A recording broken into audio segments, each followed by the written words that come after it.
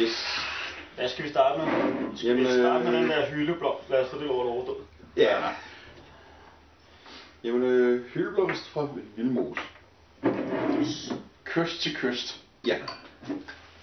Okay, bryggeri. Vildmoses. Eller Vildmose. Nej, Vestfyn. Nå. Er det Vestfyn? Det er Vestfyn. Yes. Umiddelbart. Jeg tror bare, det er fordi, de kalder det Vildmose. Men umiddelbart, så er det... Og den hedder kyst til kyst. Ja. På 6%. Hold da fast. Lad mig også prøve det her skidt. Ja. Yeah.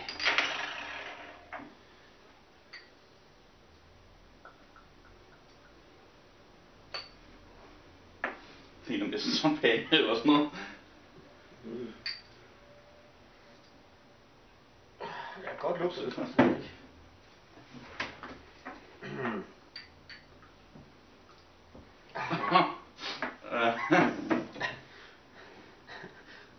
Skal jeg have den der?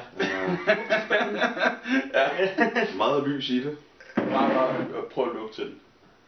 Den er... Altså undskyld jeg siger det, men det minder lidt om morgenurin, når man har fået nok at drikke i løbet af dagen før. Altså så mere den Asti-agtig eller sådan noget. Ja, okay. Asti. Asti champagne ting kan også passe. Nå, skal vi prøve? For en luft, mand. Ja, den bliver ikke bedre af at smage på den i hvert fald. For helvede, det skal blive noget mand. Er der nogle mennesker, der med vilje går ind og køber den her? Jeg Fik du galt i halsen eller sådan noget? Nej, det var ikke lige smag, jeg havde. Prøv lige at hælde en gang med op af det der, det kan ikke være rigtigt. Det kan simpelthen ikke være rigtigt. Førstehåndsindtryk, Madsen. Fy for satan! På en skala fra 1 til 10. Eller skal vi sige fra 0 til 10? Så må det blive en 2 eller 3 max.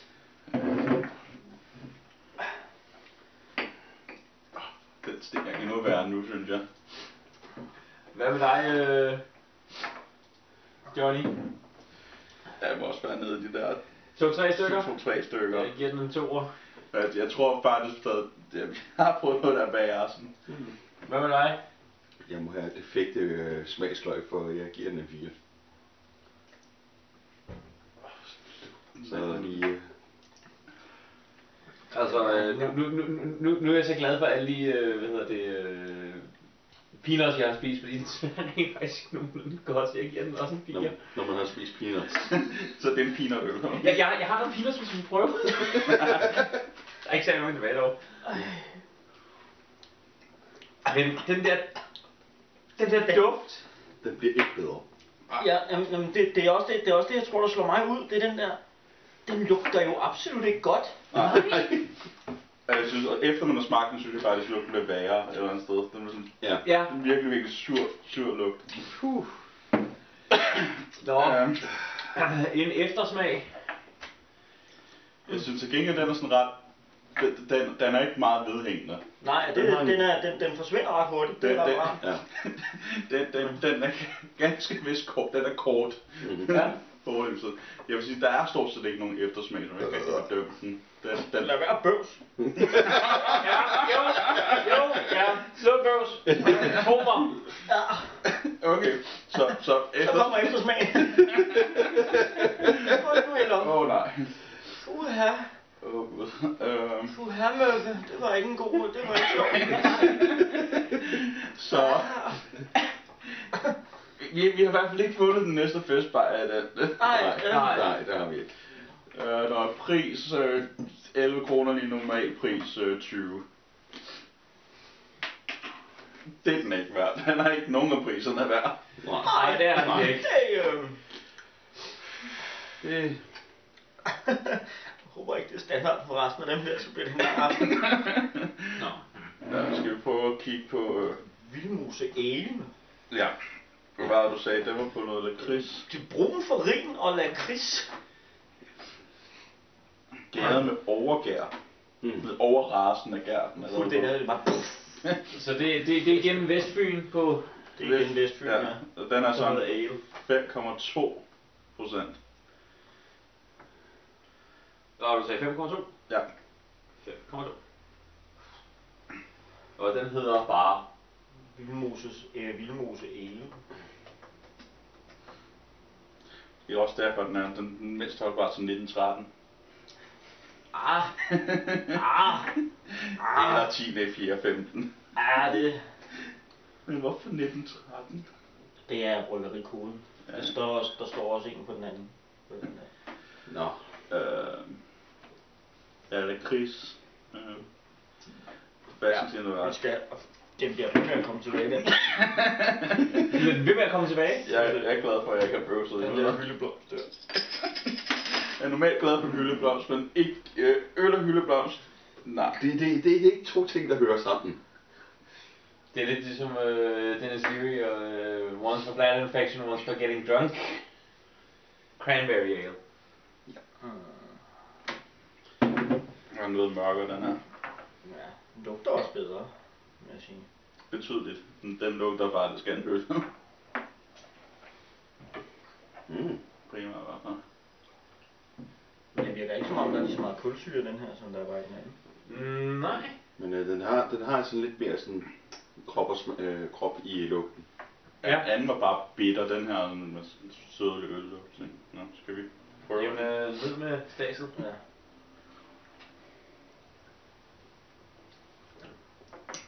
That's more like it.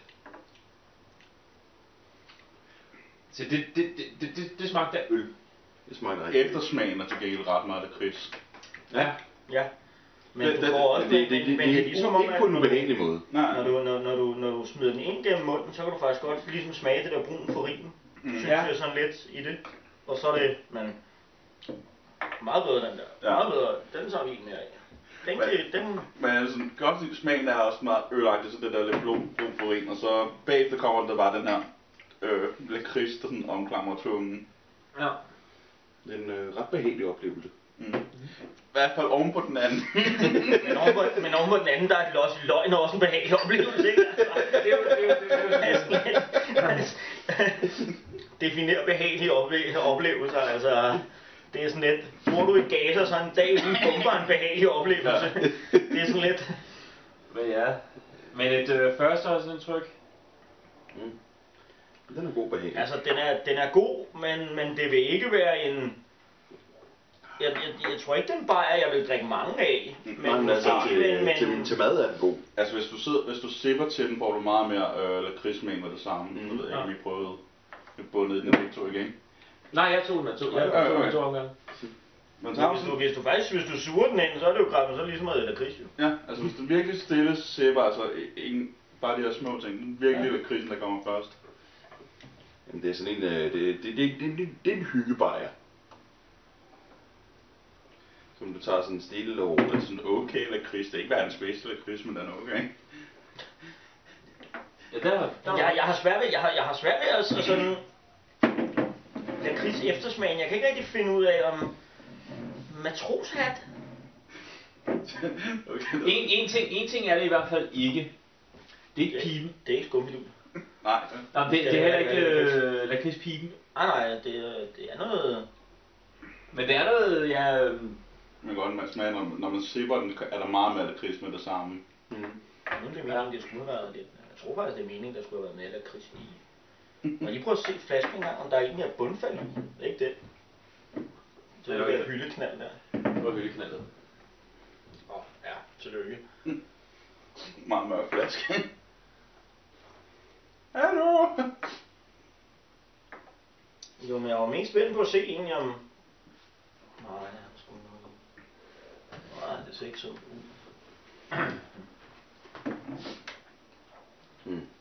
Men behagelig er den i hvert fald. Jeg giver den... Helt klar opgradering. Jeg giver den gerne en solid 7'er. Ja, jeg synes ikke, vi skal højere op en 7. Nej, jeg så en 6-7 stykker måske. Det er sådan, altså... Jeg hælder mere til en 6. Ja. Jeg synes ikke, den er Det er ikke en exceptionel bajer. En god bajer. Men altså igen, der er sådan en hyggeøl. Altså, Men jeg kommer ikke til at ligge nede foran Irma i morgen for at få lov at købe flere af dem, altså. Jeg er også sådan lidt i tvivl om, hvordan den vil være, hvis man faktisk skal sidde og drikke den hele. Ja. Om ikke den vil blive for meget til sidst, så derfor også måske... Altså det er en, du tager en enkelt af på en aften. Ja, men det er sådan en sæde hygge ting, altså det er ikke en drukbar i hvert fald. Nej. Skål noget. Ja, det der farin. Yes. Men helt klart op på dagen. Altså en 6-7 stykker, hele vejen rundt. Ja, 6 tror jeg. Ja, måske. 6. Jeg giver 7. Du er 7. Ja, jeg giver den også en 6 eller... Ja, 6 egentlig. Jeg har fået bedre, jeg har også fået dårligere.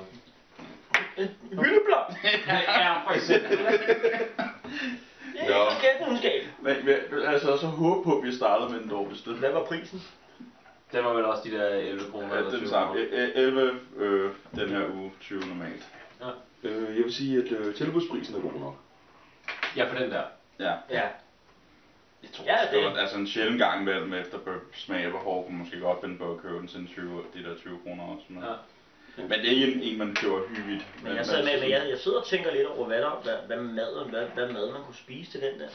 Mhm. Fordi umiddelbart så synes jeg ikke, det virker som en bøføl. Altså. Nej. Nej, men jeg vil så heller ikke sige, det er heller ikke en kyllingeøl. Fisk. Fisk måske, ja. En fed fisk så den der, det kunne Ja, måske være Ja, meget. ja. Skal vi... Skal vi lige, skal vi ikke lige tage en pause, inden vi gør det? For det første, sådan, så vi er sikre på, at vi har nok på kortet, og jeg skal på WC. Meget vel. Vi holder en pause, kommer tilbage om lidt. Så er vi tilbage. Så er vi tilbage, og vi har en... det er en, han ser meget frem til. Tuborgs sommer på 2,3%. Min mave er allerede begyndt at vinde. Rig på smag, let på alkohol, forfriskende øl, mix af øl og limonade.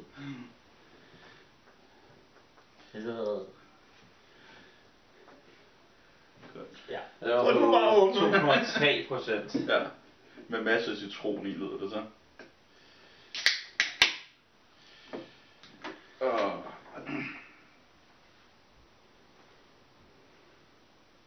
Okay, der bliver spildt. Der er spildes.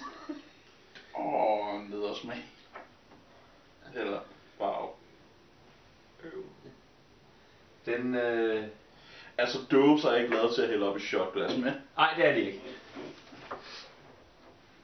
Lån der. Og så kommer Boss Louis der og bare hælder op uden at spille. Det er sådan... Jeg gjorde det ved sig selv. Ja.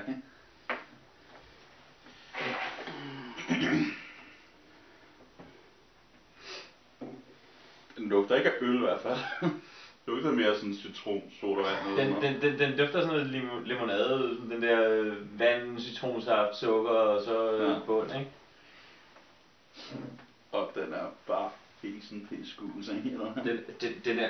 Den lugter, den ser ud som morgenurin. Den lugter af kræb. Ja, Den lugter af hvad? Kræb. den skulle den næste være. Ja, rent Nå, faktisk. men Ja. Lad os prøve den. Undskyld, kan jeg få den der hyldeblomst igen? For satan. hvor fanden blev smagen af?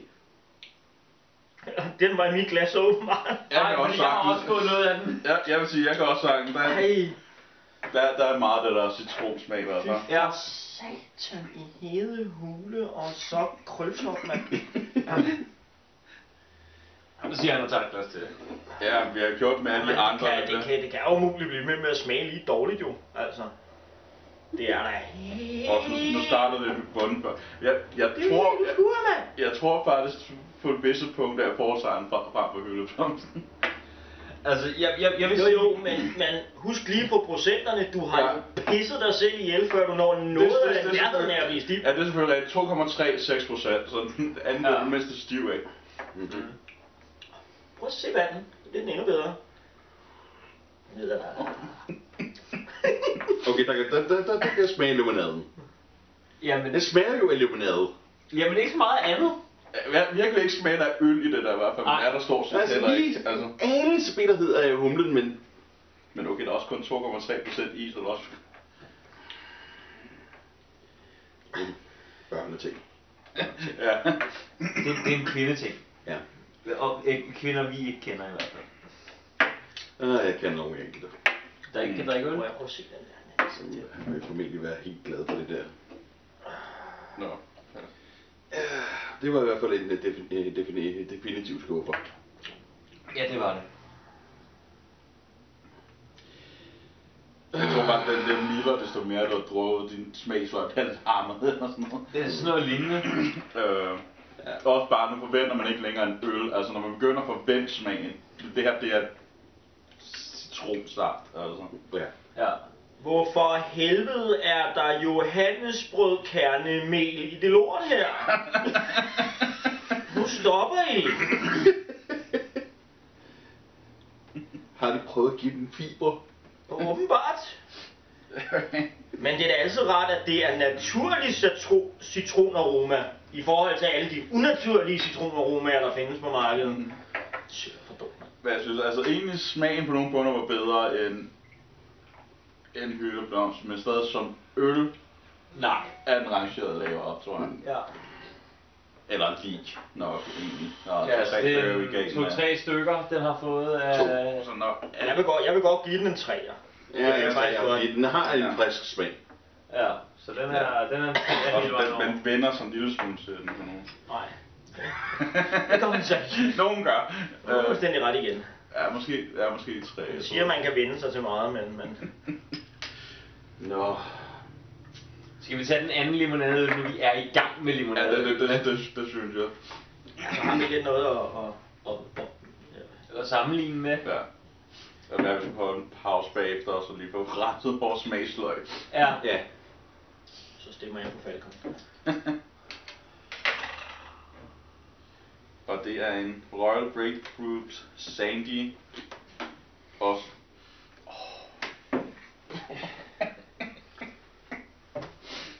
Lugten rammer lige. Ew. Og den er også på 2,3, ikke? Ja. Jo.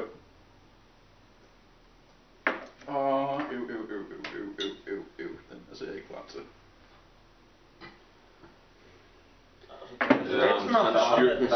Var det ikke en anden, du skulle hælde op? Det herfra, der ligner den meget, den vi havde før. Ja, der er spildt mindre. Jeg vil ikke engang tage den op til næsen. Er det meningen, at man skal drikke det her? Jeg ved ikke, om man kan. Jesus. Det er virkelig sådan en sur råden grapefrugt. Okay. Jeg er ligeglad. Jeg har nippet til den. Jeg drikker ikke mere af den. Jeg tror, det er i hvert fald lugten er rangeret lavere end hylde. Nippede du også på? Det smager ikke. Ja, det gør den.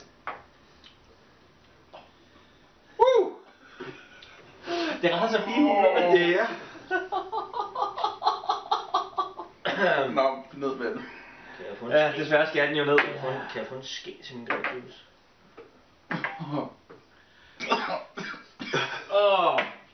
Må jeg se den flaske der må der stå et eller andet på, at den skal bruges til at afsyre døre. Og så eftersmagen. Smagen og slip eftersmagen, der bare det skal være. Jeg synes, den der sure citronagtige ting. Okay, 0. 0. På alt. Jeg synes, lugten er dog faktisk værre, synes jeg, end smagen. Ja, men Lidt hen af grapefrugt og opkast. Men ja, vi har været 2 på alle de andre. Goddammit. Eller minimum 2 i hvert fald. Ja. Hvordan har du det nu, Mads? Når man ikke smager hyldeblomsten længere til gengæld, så er der lidt at opkast med grapefrugt. Det er dejligt. Fuck den lugt, mand. Jeg er glad for, at I ikke kan lugte det her. Ja, og hvis I kan, så har I tabt. Ja. Shit. Ned med lortet. Fy for det. Pyfer! For sagomel og havregryn, det smager godt.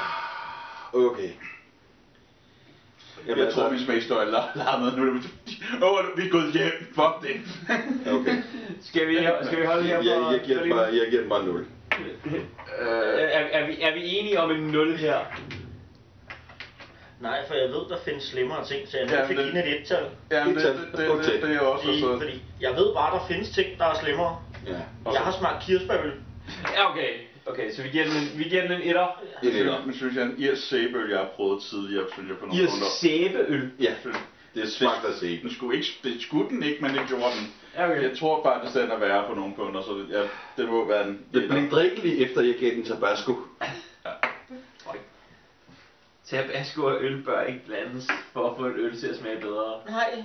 Den bliver heller ikke god, men den er bedre. Men vi holder en pause på at skrabe vores tunger og rense glasene. Skål den af. Godt. Jamen, Tilbage.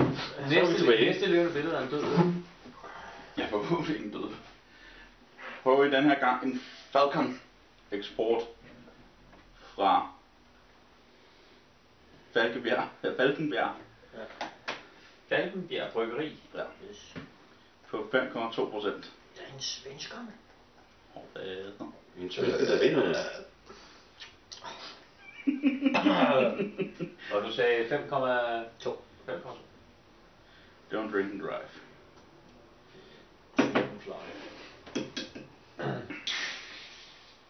Og den er glad for at se dig. Ja.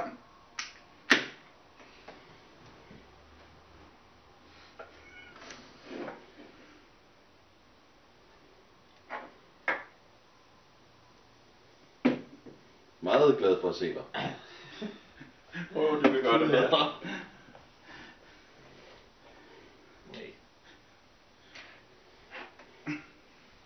Okay, det er en meget god idé for fremtiden. Slut med.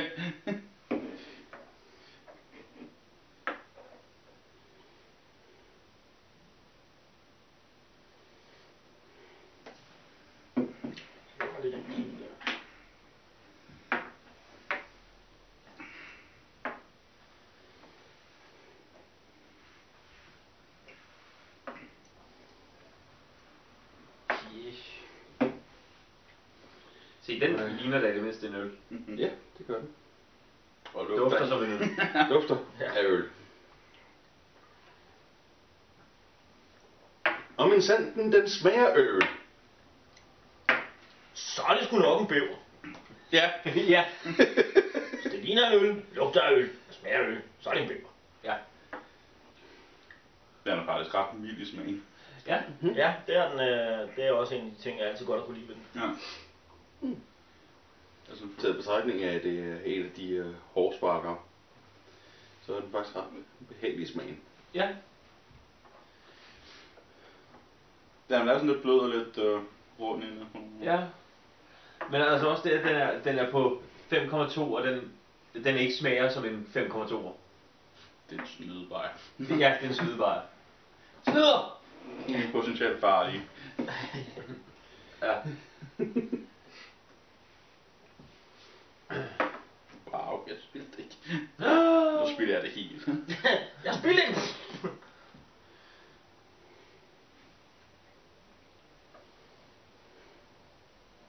Wow, now you're 2 for 2. Jamen, skål. Skål, skål. Ja, skål. Jeg ikke er vildt.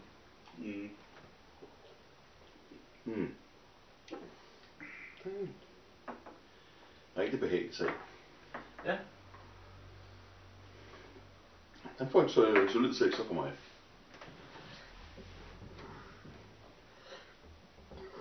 Jeg ved ikke, hvad det er. Skål. Jeg er sådan... Jeg ved ikke. Ja, 6 eller fint nok. Altså det standard. Det eftersmagen er bare, altså den har en lille smule bedre lige første tår, når den rammer, men den bliver meget hurtigt rundt. Ja. Jeg tror faktisk sådan, 6 smag, 7 eftersmag eller sådan noget. Ja. 6 med en 7 i eftersmag. Ja. Min den går rent ind på 7. 7 i døgn. Ja.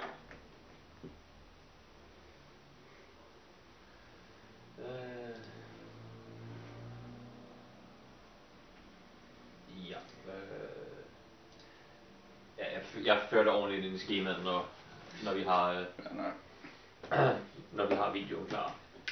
Godt. Jeg tænker lidt om ikke vi skal tage den der Ørbæk der, fordi den der, det er sådan en meget normal øl, den der. Så det er sådan en, den er sådan lidt mere... Så prøver vi en Ørbæk Red Ale. Økologisk. Ja, så skal vi lige se, hvad der er i den der. Økobajer. Ja. Hvad fanden er det for noget crap, mand? Kommunistisk økobar. Forfriskende rød øl. Hvordan staver du Ørbæk? Ørbæk. Lige ud af landevejen. Det er en Ørbæk. Og den var på 4,8.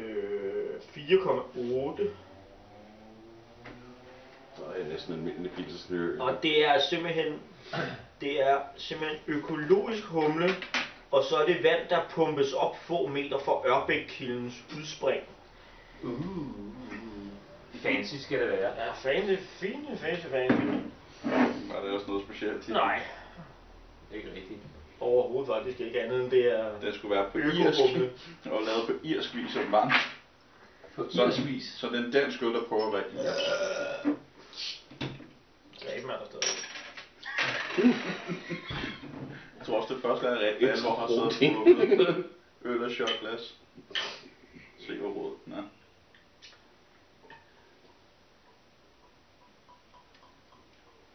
Faktisk forholdsvis rød. Den er rent faktisk forholdsvis rød, ja.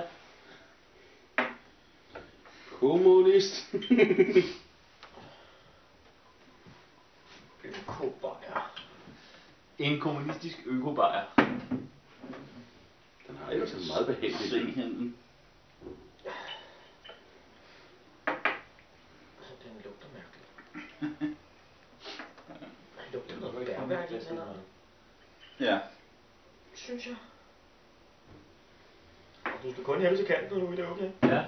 Også. Ja, den er virkelig bær. Den lugter sgu da bær. Ja. Ja, det gør den. Det var det der økovand der. Ja.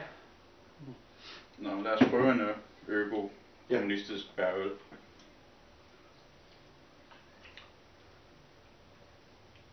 Ja. Ja. Meget frugtet. Den er meget frugtet.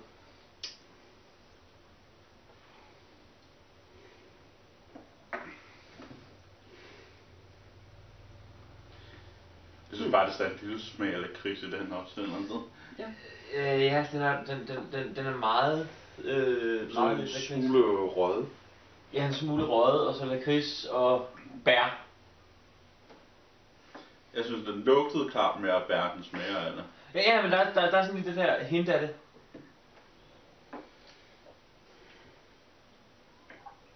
Jeg ved faktisk ikke rigtig, hvad jeg synes om den endnu. Det gør jeg heller ikke. Men jeg tror, det er nok den, jeg indtil videre har været mindst i tvivl om. Det må jeg sige, det er jeg også. Madsen virker ikke til at være særlig i tvivl. Jamen, jeg synes, den smager af jul. Af jul.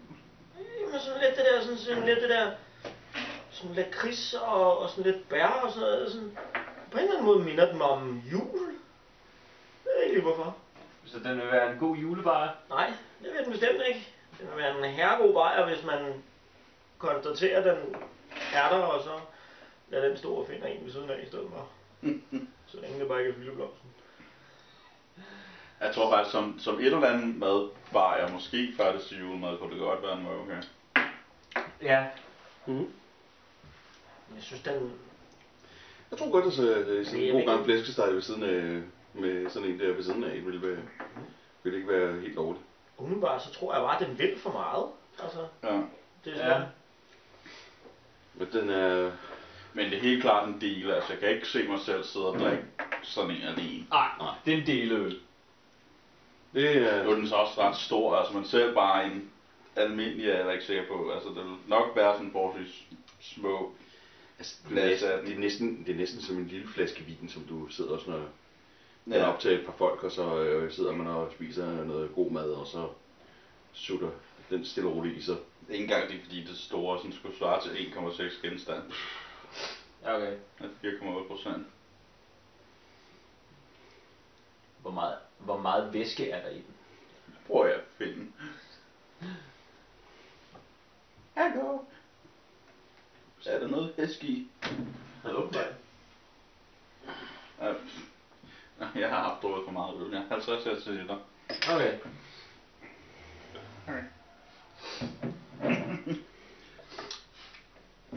Den vil for meget. Ja, den vil for meget. Jeg vil dømme den til en 5'er.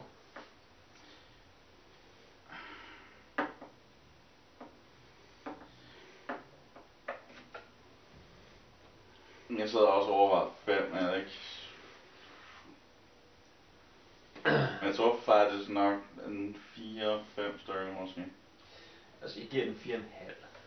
Altså ved jeg godt, vi kan den her 4 også, så det er sådan, hvordan er den kontra den, men jeg ved ikke om den er anderledes. Mm-hmm. Det er sådan primært det, man kommer frem til. Ja.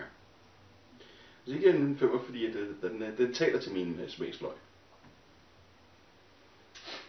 Men jeg tror, man er sådan, så også, hvis man skulle sidde og drikke det rent, så tror jeg faktisk, at det er bedre at komme igennem en døve for eksempel den her, end den der på nogle punkter, som bare skal sidde og drikke det rent. Ja. Men med til noget vil det måske nok kunne komme op til måske 5-6 stykker eller sådan noget. Ja. Hvis det er til det rigtige, kunne jeg godt forestille men for sig selv tror jeg faktisk, den er med Altså, på 4. den kræver et stort middagsbord. Ja. Ja. Jeg er også på 4 i hvert fald. Ja. Altså, jeg siger 4,5. Jeg siger 5. Så den ligger der 4, 4,5, 5. Ja. Noget af den stil. Nå. Ja. Så er vi jo nået til Bavaria. Bavaria.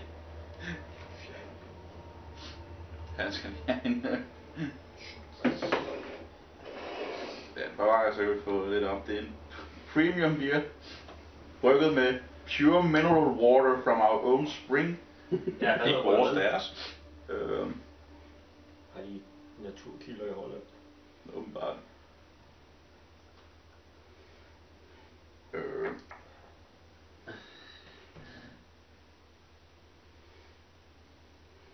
Ja. Bavaria NV.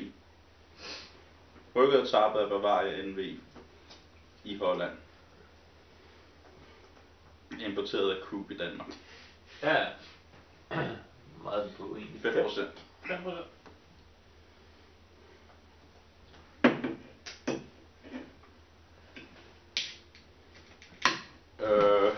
For lige at opsummere. Bavaria. Vi kottede åbenbart, vi ved ikke hvornår. Så vi har en Bavaria øl med fra Holland på 5%.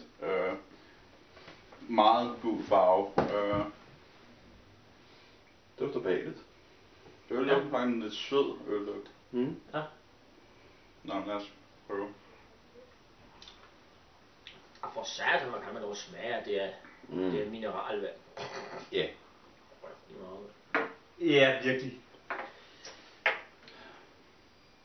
Men altså, men alligevel, det er jo en dejlig behagelig øl alligevel. Jo. Den er virkelig, virkelig blød. Også. Ja. Altså, jeg kan sagtens forestille mig... Sommerøl. Ja, det er sådan en rigtig sommerøl. Men jeg tror, man... Gjort ordentligt. Gjort ordentligt, ja. Men jeg tror til gengæld ikke, at man skal prøve at gå en tur med den, for jeg tror, den dør ret hurtigt for kulsyre, hvis du går med den i hånden, for eksempel. Ja, men sidde for eksempel på stranden med sådan en bred af dem der, i en køletaske. Køletaske eller køleboks, ja. Eller køleboks, ja. Jo, det kunne jeg sagtens se på at fungere.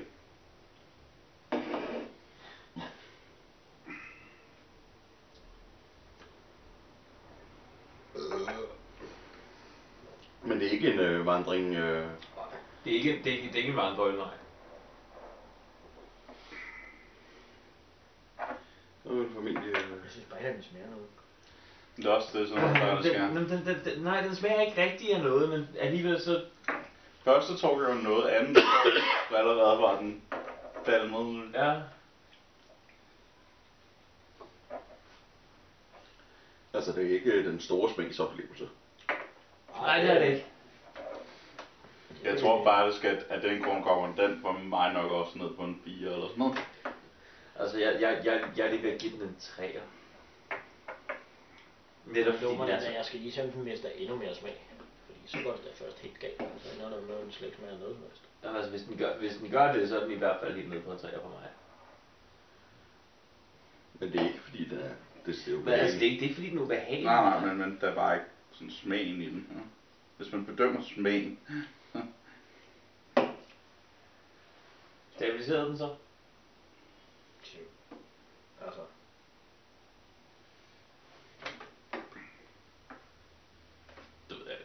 Den er der. Det er vand med en smule humle. Ja. Det der mineralvand der, Det kan godt være, det har haft en effekt at have en mineralvand på egen kilde, men Ja. jeg er ikke sikker på, at det var positivt. Nej. Det er sådan en, man biller for at holde sig hydreret. Ja, sådan noget lignende. Ja, på den måde, der tror jeg faktisk godt, den kan være farlig. Fordi jeg tror ikke, at du smager, at du sidder og drikker bajer. Nej. Og der er lige ved at sige, der er den nok farligere end falkonen er. Altså, Ja, falkonen, der kan du da selv. Ja. Der kan du da så selv stadig smage, at du sidder og drikker øl. Det kan du ikke med det her. Altså, Nej. vandsjask her. Jeg tror, den kommer til at hamre dig hårdt og kontant uden noget. Når du lige pludselig har slynget en 6 stykker i dig. Ja. Så hvad er bedst til værs lige nu? Lad os se, vi har det ikke den Royal her? Grapefruit, der fik en etter. Vildemos Kyst til Kyst fik en 2'er. Så har vi... Jeg har så ikke lige givet den her, men jeg tror, jeg er på 4 på grund af den der. Jeg er på 3'er på den. Så har vi nogle... Så har vi... Jeg kommer ikke højere end 4 i hvert fald. Jeg må indrømme, jeg er faktisk tæt på at give Kromand ret. Jeg tror, at vi skal ned på en 3'er, fordi jeg synes ikke... altså, den gør bare ingenting for mig overhovedet.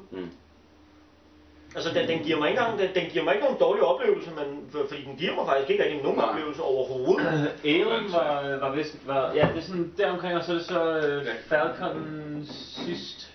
Ja, jeg tror, det var bare cirka deromkring. Jeg tror, de der varierede lidt hos nogle af os. Men, men det er jo cirka vores odds. Men den, altså, den er fuldstændig kønsløs, den der Bravia der, Bravia der.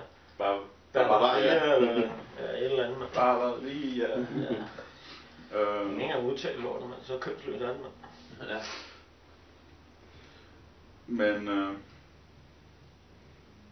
ja. Så det er vores line-up, og lige en lille pause igen, for jeg vil prøve at lave en blanding af alle sammen. Og se, hvor meget jeg skal ud og knække mig bagefter. Og det skal han have lov til.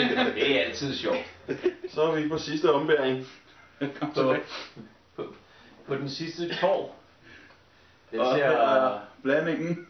Den ligner en normal øl. Næsten. Den er lidt mere klapret på nogle måneder. Ja. Lidt grumset. Må jeg lige prøve at til den igen? Den er herregod, den der. Det er sådan primært de der to, som skal igennem. Det er kyst til kyst og grapefrugt.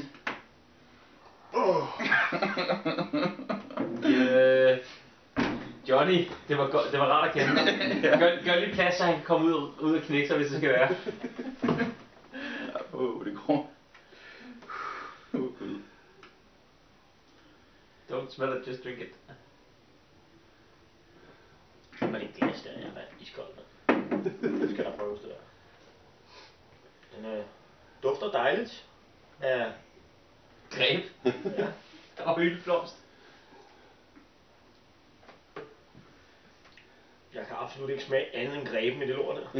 Men den er mildnet meget. Den er jævnet ud. Jeg skal ikke prøve det. Den kommer i eftersmagen, bare roligt.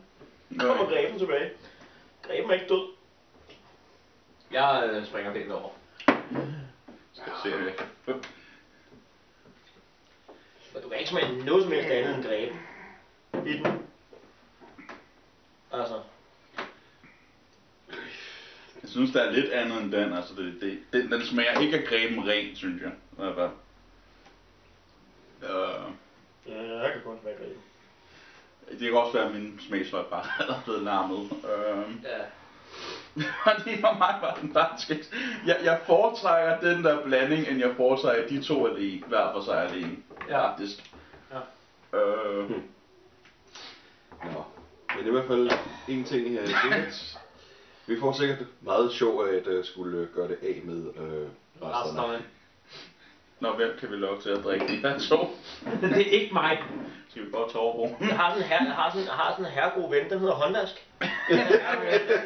Den kan bunde det hele, mand. Ja.